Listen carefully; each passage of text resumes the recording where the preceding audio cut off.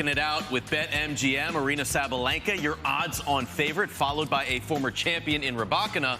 But Coco tied with Rybakina. Coco, what do you make of that? I do find that surprising, but I also have to give credit for not only Coco winning a Grand Slam, playing with all the confidence in the world, but Rybakina not playing up to the expectations of a former Wimbledon champion. I more can't believe that Iga Swiatek is that high. I think she should be a lot lower. I think she should be behind Keys. Keys has been a multiple second weeker over at Wimbledon. I think she should be behind Mira. I think that's where the difference lies. I think the top three, I like that. Interesting. 3 times Coco Gauff has reached the 4th round at Wimbledon. Never passed, Andy. What makes you believe this year will be different? We'll see. Confidence coming off of Roland Garros. I think as far as a surface matchup, listen, the book on Coco hasn't changed because she's won Roland Garros. She's so good at what she does, but the entry point to the forehand with pace is still going to be the thing that people try to do against her consistently. The easiest surface to do that on, in my opinion, against her is on grass. But like these odds, like what the hell are we doing? We have no Paolini, we have no Krejcikova. We've just deleted last year's final. Jess Pegula can be an absolute monster on grass with her shot and the way that it kind of goes through the court and her ability to switch directions. We need to redo those.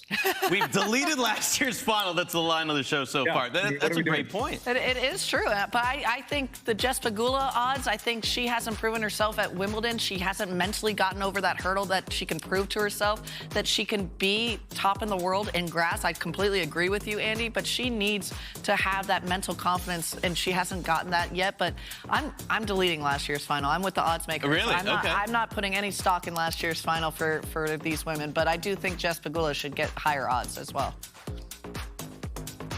Paolini's at plus 2,000 right now, so just off of that board. But only one former champion is on that board. It's tough out here. We're so used to the women having just such a steady calendar winning streak, and I think now that there's so many players in the game, it becomes way more interesting, and that's why you can see a Krejcikova come out of nowhere or a Paolini come out of nowhere, never winning a match on grass, so then blitzing through to the final. That's where I'm like, you know, Paolini, as much as I think she's going to have a chance out here, it's not going to be the same run that we saw last year. Is there somebody in your mind, a wild card that could, not a wild card, but a wild name that could do that sort of thing this year?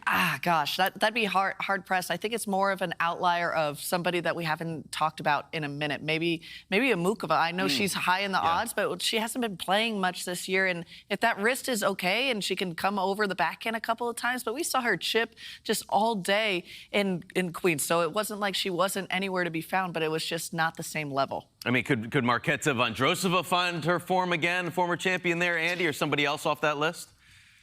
I think there are a lot more names on the women's side that have a potential path to victory than on the men's side this year. Watch out for Anna Samova, too. Played well at Queens last week. Got the old Chipper Magoo by Marie in the final, but like she can play on this stuff, and if she gets hot, she can beat anyone in the world. Andy, are you giving these Chipper Magoos on speed dial to all these women out here that are going to have success?